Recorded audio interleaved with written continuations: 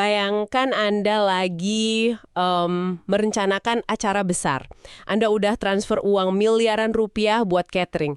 Tapi pas datang ngecek persiapannya, jangankan panci, wujud bangunannya aja masih berupa tanah kosong. Wah, itu sih horor banget ya.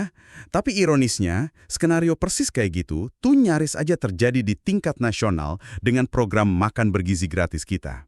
Nah, bayangkan kalau itu uang Anda. Jadi, di sesi penelusuran mendalam kita hari ini, kita bakal membedah temuan mengejutkan dari BGN atau Badan Gizi Nasional. Ratusan miliar rupiah uang negara hampir aja ya menguap ke fasilitas yang wujud fisiknya belum ada sama sekali. Betul.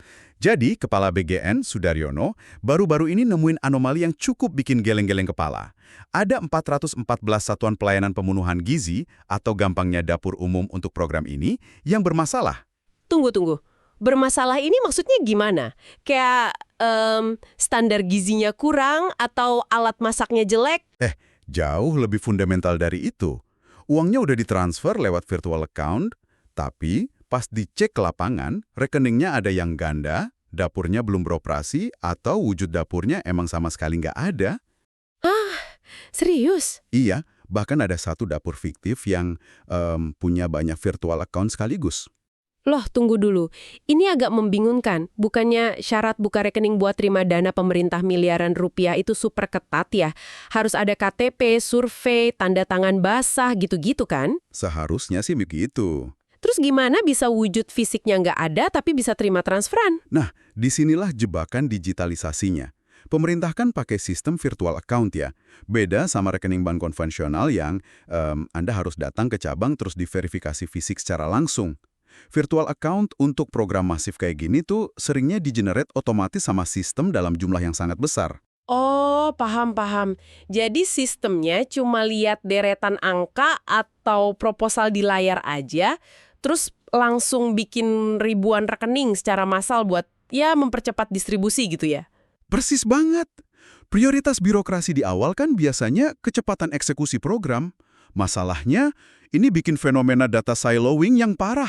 Data siloing itu maksudnya datanya terisolasi gitu? Iya, jadi data digital di atas kertas itu terputus total sama realitas empiris di lapangan. Komputernya bilang, oke, valid, transfer siap. Tapi sistemnya nggak punya instrumen buat ngecek apa di titik koordinat itu beneran ada kompor yang menyala atau enggak. Astaga, ini ibarat kita pasang auto debit buat tagihan listrik rumah baru, padahal rumahnya masih tanah kosong. Bahaya banget kalau dibiarin jalan otomatis. Metafora yang pas banget. Makanya, langkah BGN buat menyisir ribuan rekening itu satu persatu secara manual sangat patut diapresiasi. Mereka nggak telan mentah-mentah dashboard otomatisasi dari perbankan. Terus hasil cross-check fisik ini gimana akhirnya? Hasilnya, BGN berhasil nyelamatin dan balikin 311,2 miliar rupiah ke kas negara. Rinciannya juga lumayan spesifik. Wah, 311 miliar. Itu gede banget loh. Betul, ada 137,5 miliar dari 121 dapur lewat BRI, terus 74 miliar dari 117 dapur lewat BNI. Ada juga 71,6 miliar dari 129 dapur di Mandiri, plus belasan miliar lagi lewat BSI dan BDN. Gila, coba bayangin kalau BGN terlalu percaya sama sistem dan nggak ngelakuin verifikasi fisik pasca transfer. Uang ratusan miliar itu bisa nyangkut di rekening-rekening hantu. Bener. Sementara anak-anak yang harusnya dapat makan siang bergizi malah nggak dapat apa-apa kan? Dan temuan ini tuh nyentuh inti dari tata kelola birokrasi modern kita. Setuju.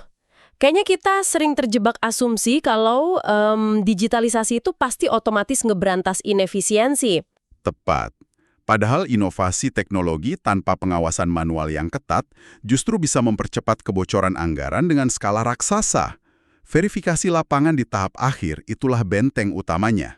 Karena kecepatan emang penting buat program nasional, tapi akurasi jauh lebih vital. Dana ratusan miliar ini kan uang Anda juga, investasi masa depan buat pemenuhan gizi generasi kita. Sepakat. Kalau udah bocor di tahap administrasi cuma gara-gara urusan rekening fiktif, manfaatnya nggak akan pernah sampai ke masyarakat. Sebagus apapun infrastruktur digitalnya, selalu ada titik buta kalau nggak dikalibrasi terus sama kenyataan fisik. Benar banget. Dan itu ninggalin satu pemikiran penting buat Anda yang mendengarkan. Kalau dari satu penyisiran awal aja kita bisa nemuin ratusan fasilitas yang cuma ada di atas kertas. Iya, kira-kira ada apa lagi tuh?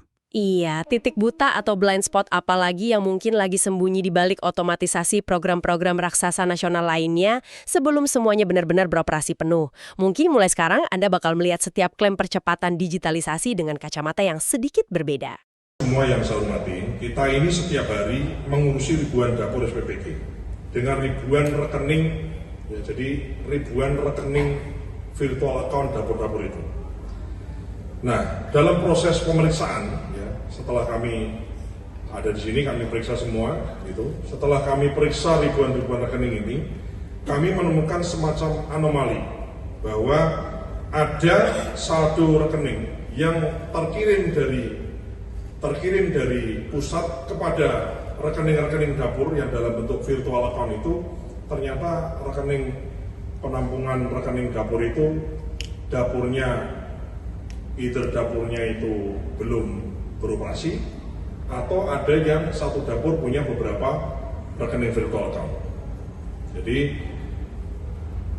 oleh karenanya, ya, setelah kami verifikasi satu persatu, maka kami telah menemukan adanya 400, bisa ditampilkan, 414 SPPG atau dapur yang rekeningnya itu kemudian rekeningnya either double atau rekeningnya dapurnya nggak ada atau dapurnya belum beroperasi.